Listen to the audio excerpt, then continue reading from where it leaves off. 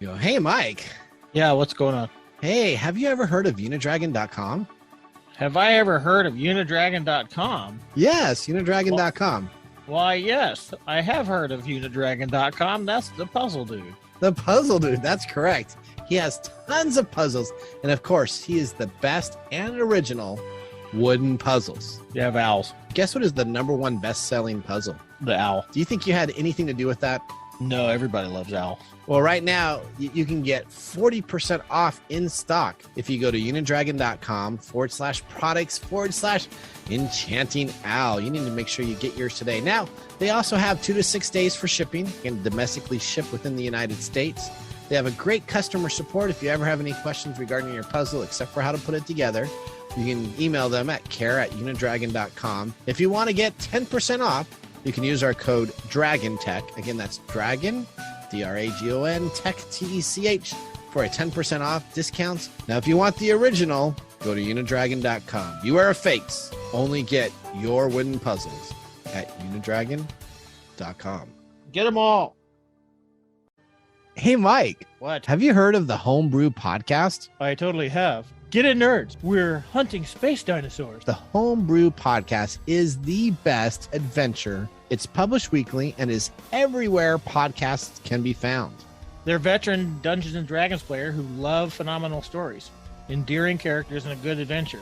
They're currently engaged in a reimagined 5th edition sci-fi campaign called Absurdism and a Millennium Abroad. Whether you're new to D&D, a seasoned DM, somewhere in between, or just enjoy a good story, you've come to the right place. Join them while they explore the universe and push the boundaries. So explain to me, Mike, what does the 5th edition mean? They're using the 5th edition Dungeons & Dragons rule set put out by Wizards of the Coast.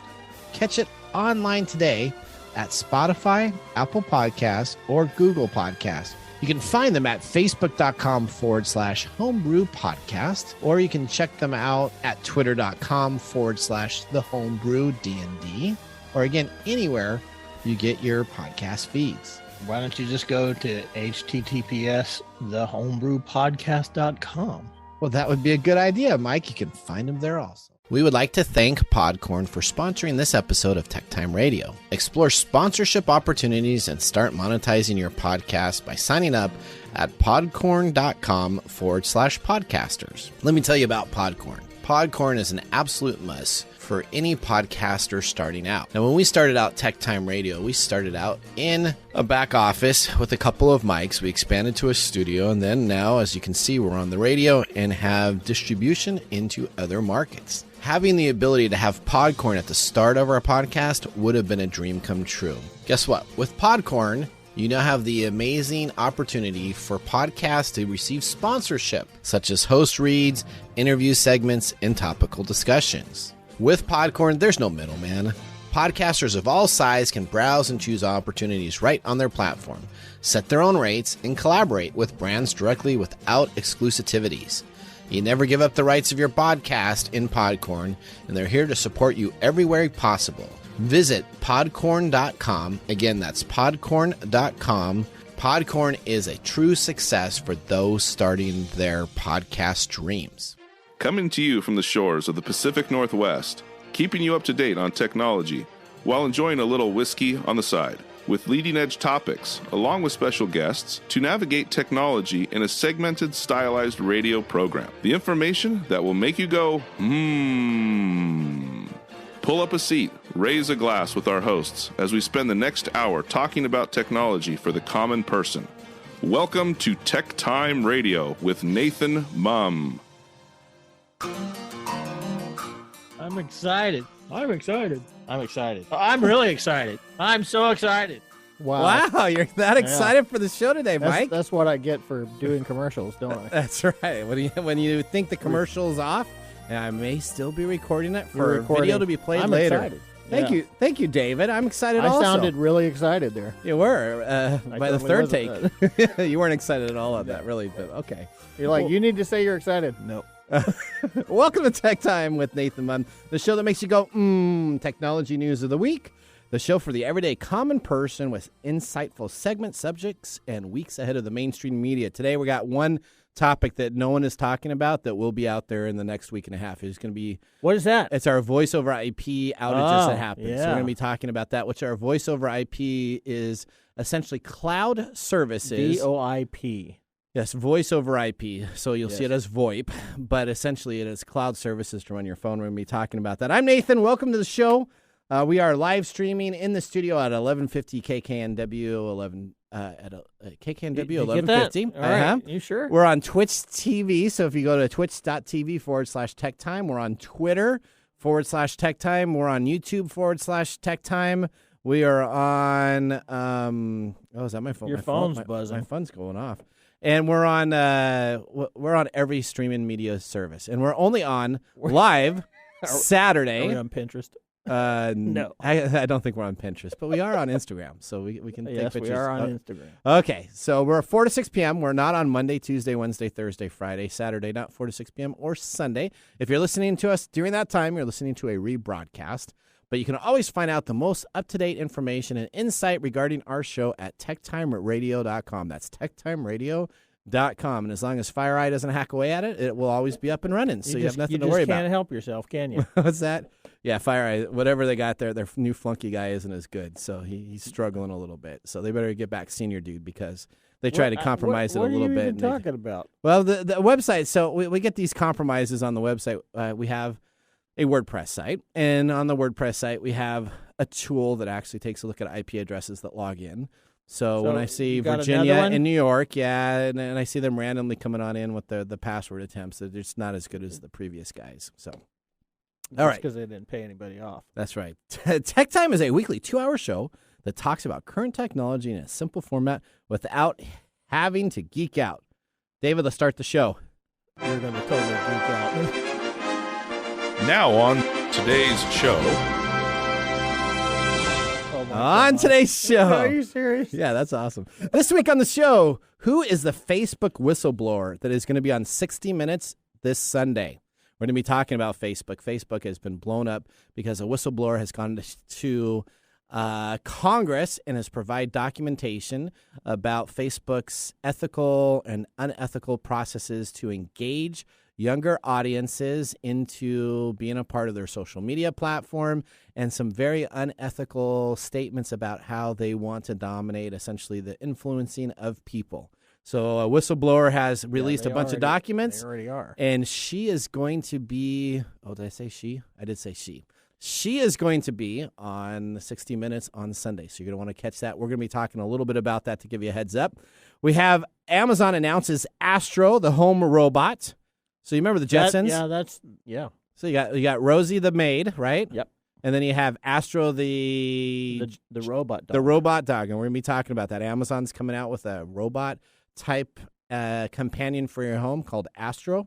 And then we're going to be talking about the FCC's planning to stop robocalls. We also have TV solutions regarding a brand new TV and computer screens. If you purchased a brand new TV in the last year and you haven't had the same high-end graphical looks that you thought you would get with a brand new 4K TV, it may be something that we're going to be talking about today that you didn't think about when you purchased that TV, or computer monitors, or USB devices that plug into your machine. We've got all of these to talk about on Technology Insider. And then we have, of course, Mike's Mesmerizing Moment, brought to us by StoriCoffee, along with our whiskey tastings. All right. Now, when we start off each of our show, our second hour, you're going to have to wait till the end of the show to see what we got on the second hour, but that's going to be fantastic also. If you want to be a part of the show, you can call us 425-373-5527 or 1-888-298-5569, which is 1-888-298-KKNW, and it can be a part of the show. Now, Mike, it's time for us to get to our loaded question of the day, brought to you by Elderberry Boost. Get your Elderberry Boost today at elderberryboost.com. Elderberry Boost. That's right. That's going to be coming on up after this first commercial break. All right, here we go. What is one thing you were terribly wrong about in your life? Not going to Dartmouth. Okay, it's not the ex-wife. I like that. Okay. Yeah, I was going to say that. You were going to say that? I was figuring you were going to another ex-wife joke. You saw it. We did talk a little bit the matter. So, okay, what didn't you do for that college? I was in high school. I had a couple of offers to go to some really prestigious high schools, and I had been moved around all my life, so I didn't want to leave the area where I was in, and I made the decision to just go to the local community college instead. Instead of a big instead college? of going to an Ivy League school. If you would have gone to the Ivy League school, then you would have been Mike in the morning, and you would have never been on TechTime Radio. So possibly, I'm glad that you didn't. So now that you're on TechTime I'm Radio, not. Okay. Well, I'm sorry to hear that. All right. Well, as always, we have our whiskey tasting during the commercial break. We'll see if we like our whiskey. If it gets 1 thumb up, if it gets 2 thumbs up, or 0 thumbs up. It's we're not going to talk about it now, but it's a very prestigious whiskey that we have. But let's get our stories going here in our next segment to start the show. What's happening in the world of technology? This is our top stories in the first 5 minutes. All right. Story number 1, Amazon announces Astro, the home robot. Amazon is launching Astro. It's the first household robot powered by its Alexa smart home technology. Boy, that just makes me feel secure. Okay. Right? We've talked about this I don't know how many times, and you still have one. So I have like 8 Alexa devices. So I don't know why you would even be like... Because you can actually configure your firewall on your router correctly, then Amazon doesn't get your information that goes back out to it. So there's ways to actually block that stuff. Oh, maybe we should be talking about that instead of Astro. Yeah, but that's probably a little bit heavier. A mobile Alexa, that sounds pretty cool, except if you live in a house with stairs. So just think of it. The company says that that's remote control when you're not at home to check on your pets, people, and home security. That is a patrol device. Essentially, it looks like a Roomba device that has it has a flat screen. Oh, it's a flat screen on it, and it's not with color. A face. It's a face. And so, like, when you ask it to play music, it will come on and it'll try to beep out to the music. It also has a telescoping camera. I don't know why you would need this, but I guess you would need it. So that comes out of the middle of the unit. So if I wanted to take it's pictures, like R2D2. Yeah, it comes up just like R2D2. It comes on up, and then it gives you the ability to look at what's going on in your house room to room. So let's say that you had problems with a gas knob, and you wanted to see if you left your gas knob on. That's Uncle Eddie. He's a gas knob. That's right. You could actually take it on up, and the periscoping camera would pop out of its head, and it would take a look and let you know the comfort of home that you didn't have to worry about. That's not why you use those excuses. Well, the retail giant suggested that it's going to be $999.99. I don't know why they had to do the 99, but they really wanted to make sure. There's a psychology behind that. But 97 is actually considered a better number than 99. Yes, I know. Okay. All right. There you go. All right. We should talk about that different because that 7 is more a calming number than the 99. The 99 is an aggressive number. All right, the robot will ship. Okay. I'm giving you psychology, Mr. Psychology. Let's talk about marketing while we're up here. Okay. The robot will ship later this year for an additional price of $1,499. Now, the Astro robot is going to sell out in minutes, it says, when it becomes available, but we are understanding that you can have the feature to put it into out-of-bounds zones and do not disturb, so you do not have to feel that your privacy will be compromised with Astro. That's what they said. Yeah, you already have that with your pet, so you don't need that with your robots. So there you go. Yeah. We got it first, though. Your dog watching you while you're doing stuff. Nobody else has got Astro yet, but Astro will be all over the news once our show airs. Yeah. Okay, story number 2. You're up, buddy. Hey, did you get any robocalls today? I did not get a robocall today. I got a couple last night, though. You like them, though. I do. I answer them all the time. Which is funny because I hate them. I get them all the time. Oh, I try to answer them, and I try to hit 1, and sometimes I think I'm on their do not call list now because when I hit 1 to talk to the live operator, then it just goes to dead air and they hang up on me.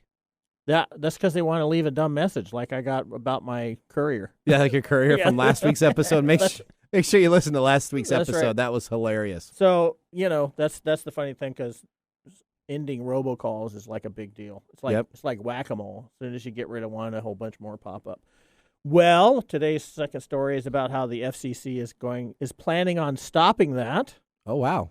I don't know if they're going to be able to do it, but Jessica Rosenworcel, who is the acting chair of the Federal Communication Commission, thinks she's found a new hammer to stop the illegal automated spam calls originating from their places of origin, which is mostly from overseas locations. Okay. That's why we have so many problems with It is. I hardly ever have a robocall with someone when I actually hit the numbers when they speak clear English. I don't think I've had that at least for 5 to 6 years. Yeah, that's not a surprise. So she's proposing to close a loophole in FCC regulations to require gateway providers to stop robocalls before they get to your phone. The agency adopted the proposal called the Targeting Gateway Providers to Combat Illegal Robocalls. Wow, that's a very descriptive title.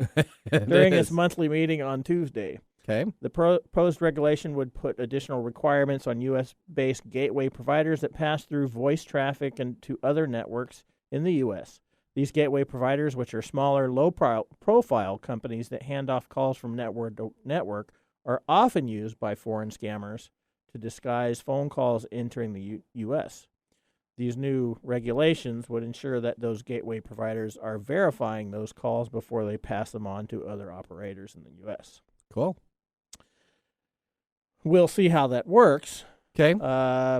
Jessica Rosenworcel says what we're doing is saying that the first gateway provider into the United States has some responsibilities. By imposing these requirements to identify where the traffic is coming from, we're going to stop illegal robocalls before they reach you in your home. She also noted that difficult diplomatic relationships between the U.S. and other countries can make it difficult to bring those bad actors to justice in the U.S., but she emphasized that the agency needs to find new ways to stop them. So hopefully that works because I hate them. You hate them? I hate them. Ah. I get at least 5 or 6 a day. Wow. I only get one. Although I do get the person now that's calling up all the time for the police department charity auction that's coming in. But I try to say that I'm willing. So they say, are you talking about the policeman's ball? Yeah, the policeman ball, the fake, which really doesn't exist. Anybody, if you get that, if you're giving this money away to them, that's not the way to do that. Work with your local police department and their charities that they have. Don't do this policeman ball type of deal. But I always offer them $1 million. It says, can you offer $10, $20, $50? What are you willing to offer? And I say $1 million. And then as soon as it goes to try to get a live person, they hang up on me. Yeah. So I maybe have to lower that number a little bit, huh? 100,000. 100,000. Okay, maybe then they'll answer it. All right, here we go. The biggest story of the week is about Facebook's whistleblower that will be live on 60 Minutes this weekend. Let's listen to a special audio clip of the upcoming event. She left Facebook concerned with copies of thousands of pages of research. What we're looking at are documents and data that have come to us from a Facebook whistleblower who has had it with what they are doing. Facebook is chasing the dollar. They know that this is harmful to teens, but they continue to do it. The Facebook whistleblower, only on 60 Minutes Sunday. Where did you get the end of world guy? That's the real 60-minute ad. Oh, that's so funny. That's a 60-minute ad. So that's the ad that it was on there. That's like that. In a world where, you know. Oh, no, it's a 60-minute deal. So let's talk a little bit about what's going to be on tomorrow at 60 Minutes. A Facebook whistleblower who provides tens of thousands of internal documents to federal regulators that reportedly shows the company has lied about its ability to combat hate, violence, and misinformation on its platform to set a reveal of her identity in a national broadcast interview Sunday on CBS. The same ex-Facebook employee plans to testify Tuesday before Congress about the company turning a blind eye to harmful caused by its products, including the impacts on teens and mental health. Mm-hmm. As the public anticipates hearing directly from the whistleblower who is believed to have provided the Wall Street Journal with the same documents as part of the Facebook Files series, a question is stirring. Will Facebook retaliate? The prospect will be put into sharp focus this week.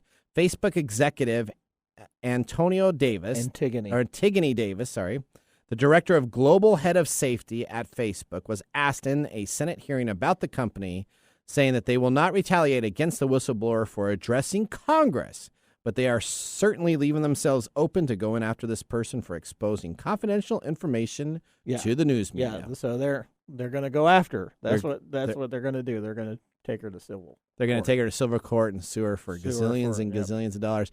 But now this whistleblower has been in place for about 3 weeks now. Uh-huh.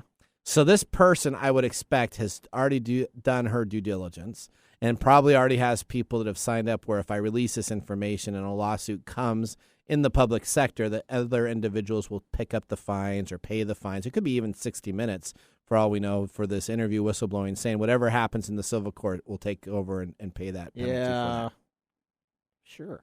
Well, that's I think she's got. I'm going to assume that there's some little contracts going on behind the scenes. There has to be, right? But so they're saying this may be bigger than Snowden's government leaks of all of the information. They're actually thinking this may be the biggest leak of a private company ever regarding ethics and ethical battles, specifically targeting Facebook. I know. That's going to be very exciting. All right, Mike. Well, our time is up. We did get through our top stories a little longer than we should have as David was throwing a bunch of fingers at us. So please visit us online to learn more about this at techtimeradio.com and click on the episode section or the blogs to get more details regarding these stories.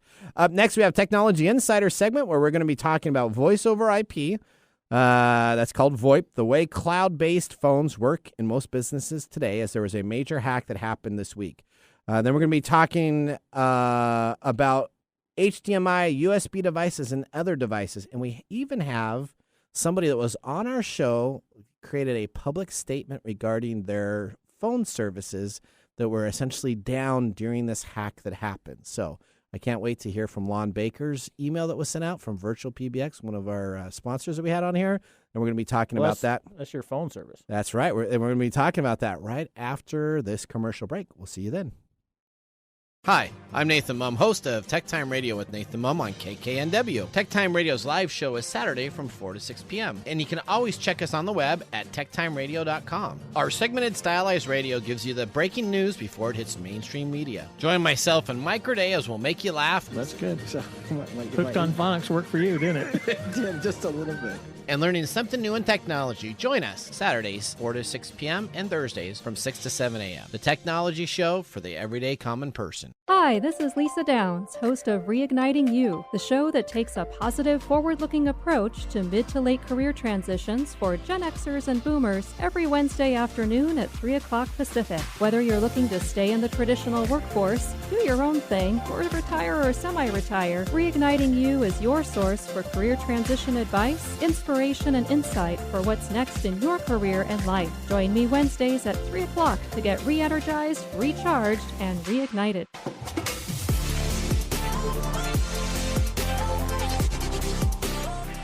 Welcome back to Tech Time with Nathan Mumm. We just had our first whiskey tasting. Mike, during the break, what do you think of our whiskey? Not really impressed. Not so really. far. Well, it is the legendary Duke Bourbon Review.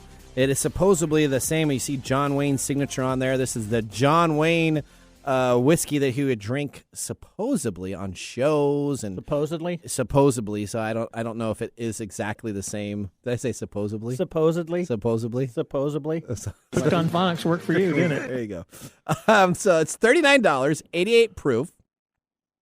It is a mash bill, 75% corn, 13% rye, and 12% barley.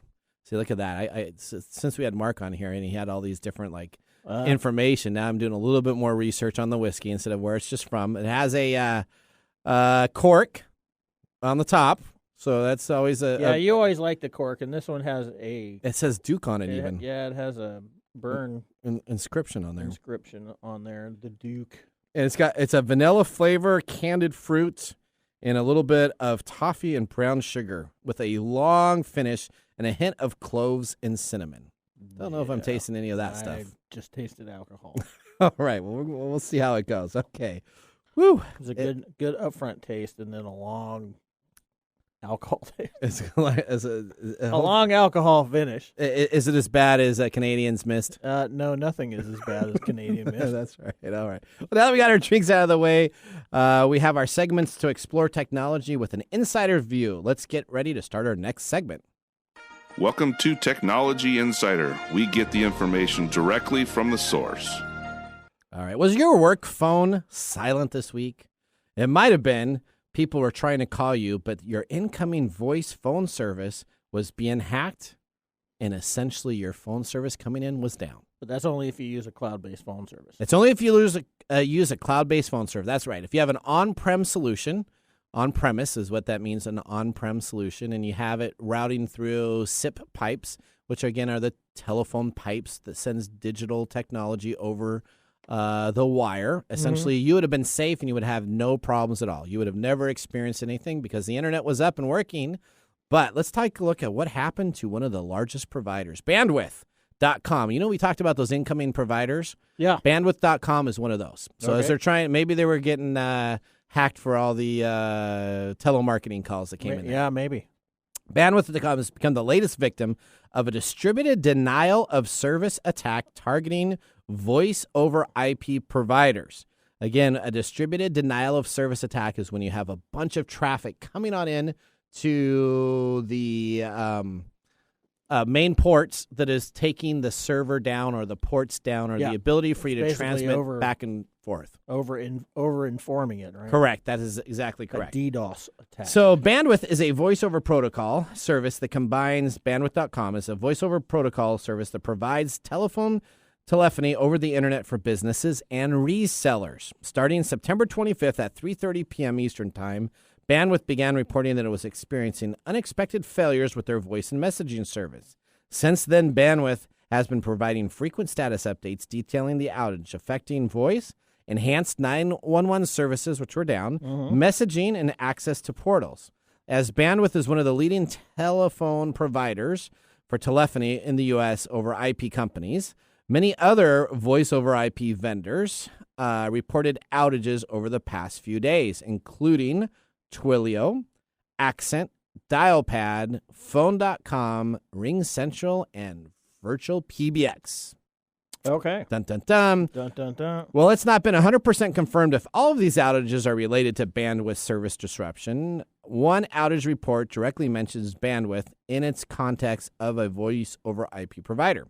In contrast, other states and other companies that have upstream providers did not involve saying it was bandwidth, but called it an upstream provider was having problems, which we figure is the code word for bandwidth.com not working.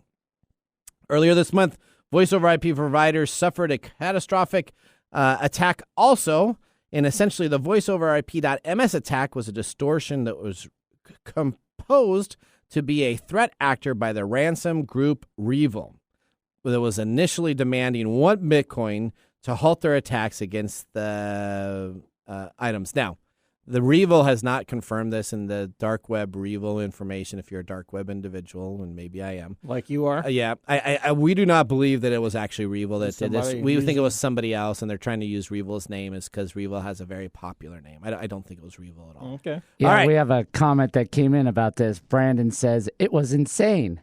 Yes, so it was. You know, there was tons of outages that happened.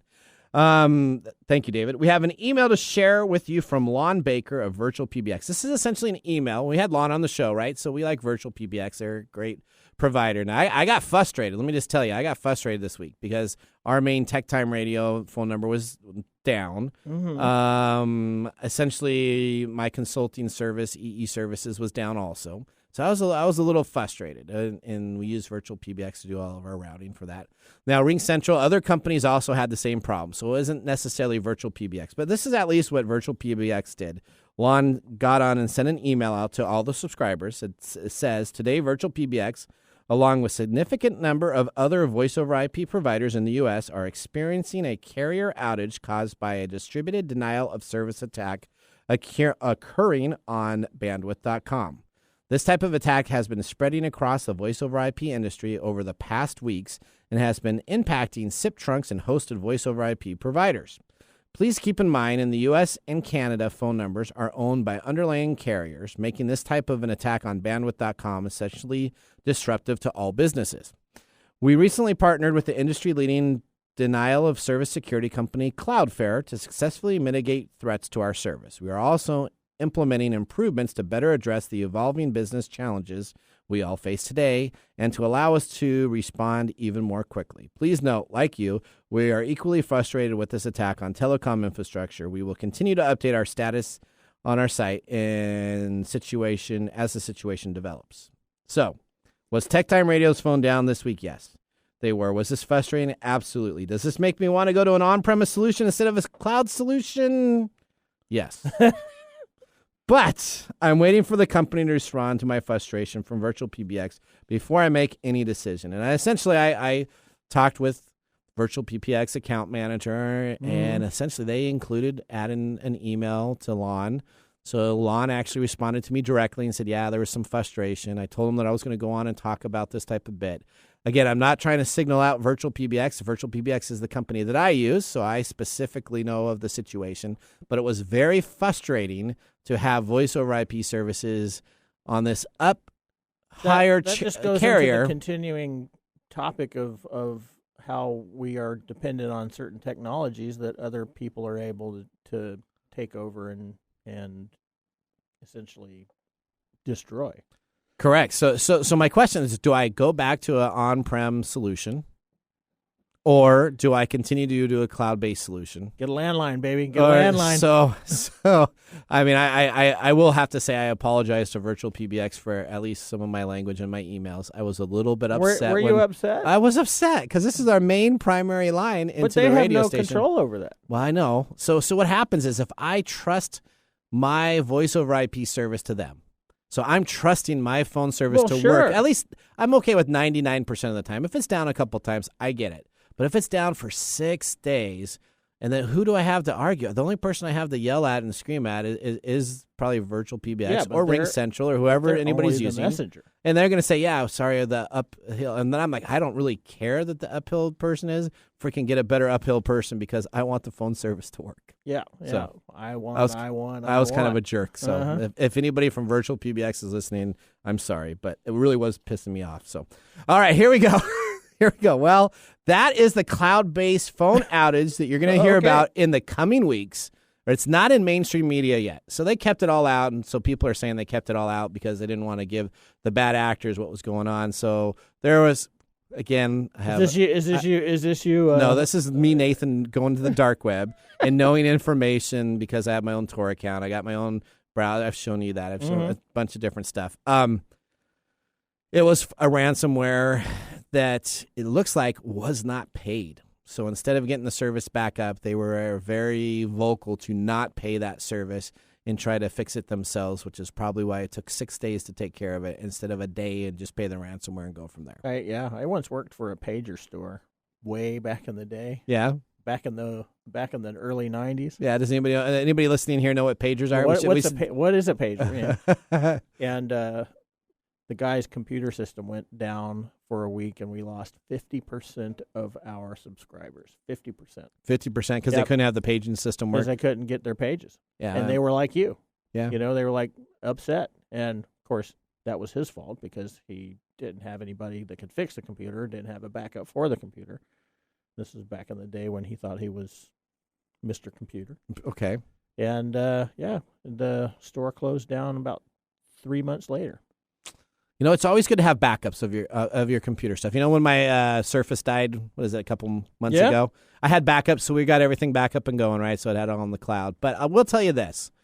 If you're working on your script for the radio show, and let's say you have a power outage and you didn't save your document, do you know what happens the following day when you got to redo it? That's right. So you didn't have your auto redo it a couple hours before the show actually starts. That's right. Yeah. So today's notes were redone. So I will tell you, I have got plenty of time in this today for the show, which I'm really excited about because I just rewrote everything again twice, so I know exactly what we got going on. Okay, well, all right, that's awesome. All right, so make sure you have your Word document. There's an autosave feature on Microsoft Word. If you just put that on instead of being a bonehead and not having that on, to make sure that I don't even know how you're not even doing that. Well, so here's what happens. I open up old versions. I learned to do that a long time ago. Okay, so I do have the autosave feature on for almost every document that I have on there, except for the TechTime stuff. Because what happens is I'll go on to this episode, and I may go back to 2 or 3 episodes and cut and paste some stuff in for Phil and cut and paste some stuff in for some of the guests that we have. And so if I have an autosave feature and I'm working in there and I'm cutting and pasting,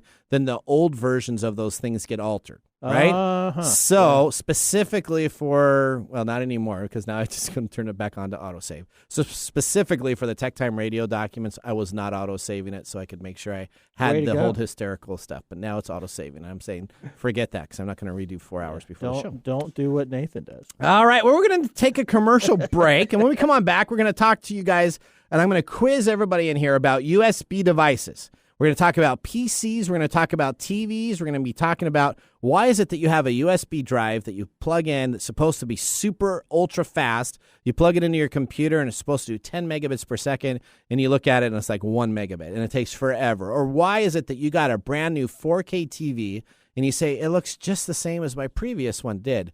We got the answers and we got the solutions to make sure when you're buying new gear and new technology, you're using the right items with the right cables. There you go. We're going to see you right after this commercial break. Did you know that up to 12 to 15% of Americans grind their teeth at night while they sleep? Yeah, it's called bruxism. I used to work at a sleep lab, and we used to measure that, and it leads to a lot of problems like headaches and destroys your teeth. It wears down the enamel, and it's just very hard on your mouth. So every once in a while I'll wake up, my jaw will hurt. Do you think I'm grinding my teeth at night? Yep. Well, so how do you go about protecting this then? The number one recommended way of protecting yourself from teeth grinding is what's called a night guard, which is a custom fitted prosthetic that you put inside your mouth. It usually runs, hundreds of dollars, but I know our sponsor, Smile Brilliant, can get you custom fitted night guards for as little as $45 a piece. So if you go to smilebrilliant.com and use TechTime Radio at checkout, you can receive 20% off your complete order. So visit smilebrilliant.com and use the TechTime Radio at checkout code.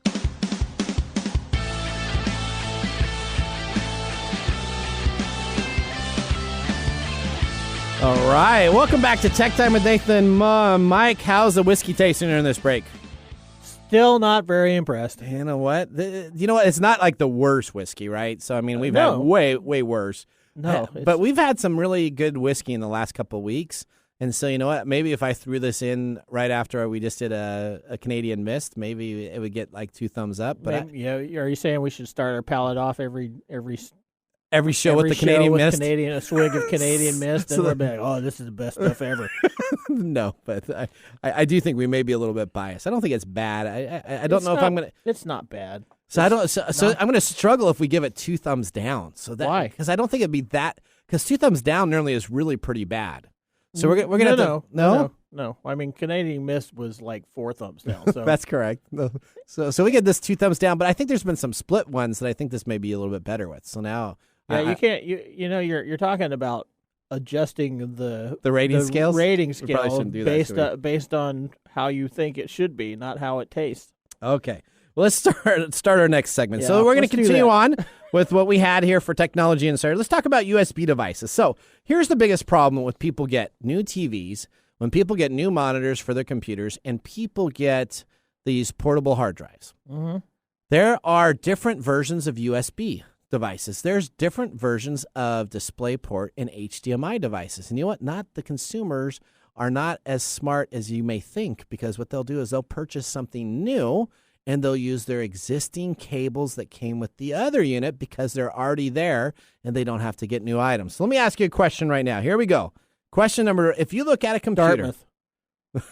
No, that's not the answer. Oh, damn. So if you, there is USB version 1, there's USB version 2, there's USB version 3. This is the USB standard port.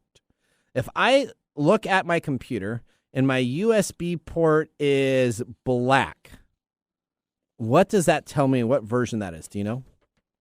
What are you talking about? So like everything on my computer is black. No, anyway. If you look at the USB port, are you talking about your USB port right there? If you unplug that, what are color you is that? About inside? Yeah, what color is that? What color is that? Looks like it's black. It is black. All right, so we're gonna talk. So, do you think that's USB 1, USB 2, or USB 3? USB 3. Incorrect. It's USB 2. What? Black devices are USB 2, which does not give you the highest speed. USB 2 is a high-speed device, which only gives you the maximum output at 400 megabits per second, which is theoretically speed at 60 megabits per second. Are you saying that my brand new... Well, okay, so let's ask the next question. If you have a USB port and it has a white color on the USB port, what does that determine it is? A USB 1, which means it only gets 1.5 megabits per second. If it has a blue color... Is that the 3? That's a USB 3 port. That is correct. All right, and it goes all the way up. If you have they have new colors. They have a green port. That's USB 3.1. And if it's a orange or red port. That's a USB 3.1 that is allowed to have power voltage to charge additional devices at a high speed. So if I have an orange or a red port, I plug in my phone, I can charge it in the matter of seconds instead of the hours it takes to plug it. You probably didn't know that, did you? No. Okay, so this is for the everyday common person. The everyday person probably doesn't know this either. So now let me ask you, if you have a cable that plugs into your device, you have a black cable that's plugged into that, which is fine. Yep. So if you have a black cable on a device, that means most likely it's probably a USB 2. It could be a USB 3 that isn't labeled correctly, but it's probably not a USB 1. So the cables you plug in... That doesn't make sense because Apple's always white. Well, okay, so Apple's the difference. Okay. Apple is always white. But Apple's devices have always been USB 2 for the very, very old machines. And within the last 8 years, it's been USB 3, even though it's a white port. Okay. Okay, but this is the PC aspect we're talking about. So So very important. The biggest thing is when you get a hard drive, Mhm. if you get a USB 3 hard drive and you only have a USB 2 port you plug it into, guess what the maximum transfer rate it can be? The USB 2. That's correct. If you have a USB 1 cable, which there's a lot of, and you can find them on Amazon for dirt cheap, which over 80% of people buy USB 1 and USB 2 cables because they're cheap and they don't understand that they need a USB 3 cable. Essentially, your maximum speed you're going to be able to do is 1.5 megabits because of that black cable that you have is only USB 1. This really grinds my gears. It grinds your gears. We'll wait till we talk about what goes next. Now we're going to talk about USB-C. Oh, no. The new device that, of course, the European Union is saying that everybody has to move to, right? USB-C has a USB-C 2, a USB 3, a USB 3.1, and then they have a 3 passive and a 3 Thunderbolt active. So if you have a USB-C, most people think that they can immediately get 4K support. You're going to tell me no, aren't That's you? correct. Unless you have the Thunderbolt 3, which is passive, or the Thunderbolt 3 active, specifically, and that cable. So if I have a USB 3.1 Gen 1 cable, and I plug it into a USB Thunderbolt port, I'm not going to be able to get the full utilized speeds. So what you're saying is that we just need to throw everything away and go back to Abacus. Well, what I'm saying is when you buy something new, now we're going to move right into televisions. Okay. All right, when you buy something new, Use the cable that come with it? Well, you should use the cable that comes with it, ideally, because that probably is the correct cable. But it may not necessarily always be that either. So you need to make sure that you understand what version of USB you're buying, and you need to make sure that you go and buy that exact USB model version number on Amazon so that you get the full speed that's available there. Don't pay the $4 and $6 for the cables. You're going to have to pay the $7, $14, $18 to get the availability. This is like gaming systems when they stopped putting in two controllers. Yeah. You have to buy a second controller. Remember that? Yeah. You used to have two controllers, and it was in a game, and you could instantly start playing with your buddy. And then you had to have the Y device that would work with some of the single port controllers if they were designed for that. Or you were hosed back in the day when the joystick port you'd only have one. Yeah. You'd have to buy an additional sound card and then disable that sound card so it doesn't take up the IRQs. What systems were you using? I used a bunch of old 386, 486s, and I had to have like two sound cards in there, one I'm disabled. talking about Nintendo. Oh, you're talking about Nintendo. I'm talking about okay. Oh, you're talking about Nintendo versus Xbox. You remember when Xbox came out? Yeah. And you only had one controller. You had two controllers. Well, the newer Xboxes. You get one controller, and then they make controller. They want you to buy another one. That's right. This is the same damn thing. Okay. All right. Here we go. Next thing we're going to go. Off right now. All right. Yeah. We'll wait till you talk about television stuff. Here we go. I don't want to talk about television. I want to drink whiskey. All right. Here we go. So let me ask you, is a display port, when you get your monitor for your computer, it comes with a display port normally. It's a proprietary cable with a little niche. Looks kind of like an HDMI cable, but it's a little bit of a different cable. It always comes in the box. Do you hook up your brand new monitor to a display port card and plug it into your monitor, or do you go grab your HDMI cable? I'm just gonna say that I go with my HDMI cable because that's part of the gag. Okay, well, so the DisplayPort video graphics are much more condensed. They're much better at this time. They allow you to even get up to the ultra high resolution at 8K at 60 hertz, whereas the HDMI cable does not have that ability. Now, the DisplayPort does not have the ability to translate audio onto the device itself, but specifically with a computer, normally you have different speakers for So your I computer. can have really good color but really bad audio. So, well, then Is that you're going to what have to get you an additional audio device to plug it into. If you want the combined audio and video, then an HDMI cable works This for is you. just way too complicated. But let me ask you, did you buy a brand new 4K TV just recently? Sure. Okay. Say yes. Well, all right. So let me talk to you. There's two different standards. There's an HDMI. Yes. Okay. There's an HDMI 2.1, which is the most recent standard. It's actually been out for about 3 years now. Mm-hmm. And it allows you to display up to 8K at 60 hertz. HDMI 2.1 also offers 10K at 120 hertz using DSC, which you don't have to worry about.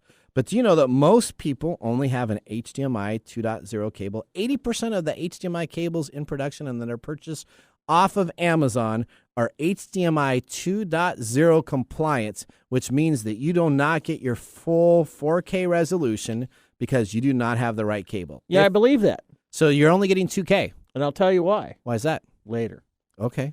So you need to make sure that when you buy a brand new television, if you are going to purchase one and it says it's the HDMI 2.1 standard, you need to have a 2.1 cable. And if you don't, you should throw out your existing cables and move on because they're not good to keep old cables. With new technology, you defeat the purpose of the new technology. Don't be lazy.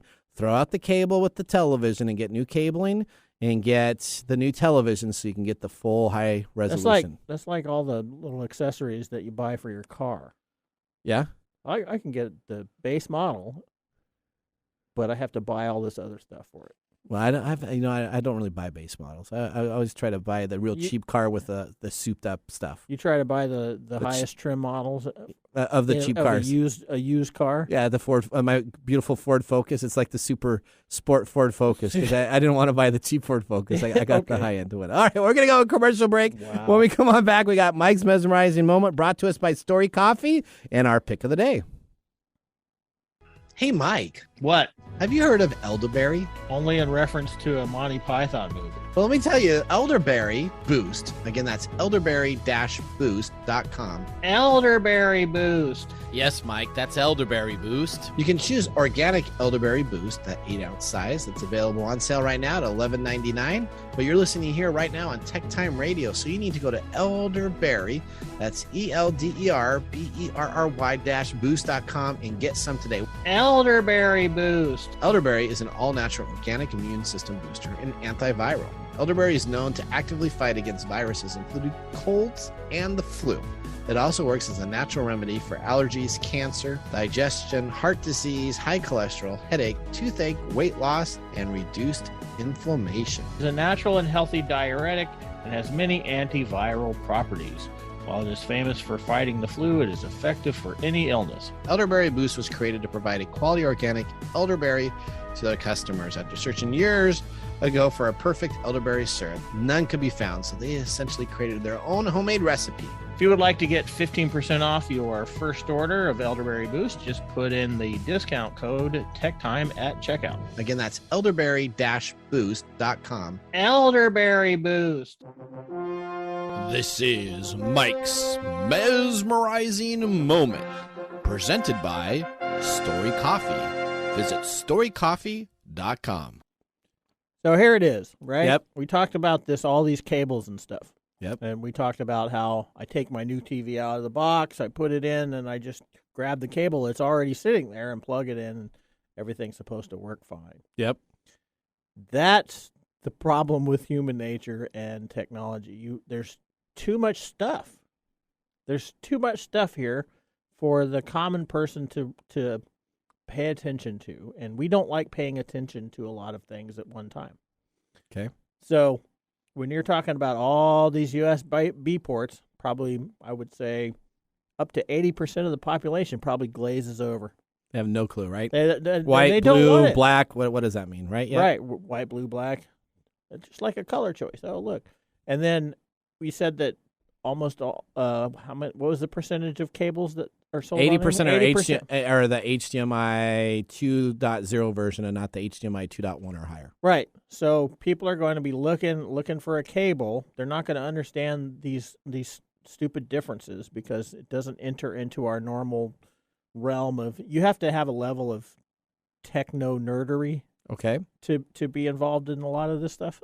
So we're going to see the least expensive cable that says HDMI on it. Yep, on And Amazon. we're going to buy that. For $4. And Amazon, it doesn't give a crap whether or not we get the right cable for our needs. Correct. They're just producing the cables that people, this is the basic marketing system. So marketing is how to get the simplest thing into the hands the simplest way.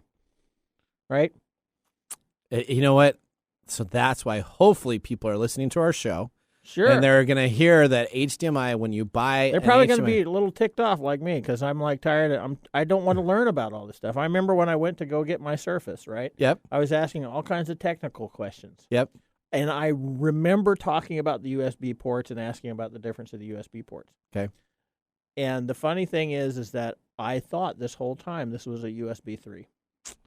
And now you're telling me it's a USB 2 because of the color coding inside. That bites.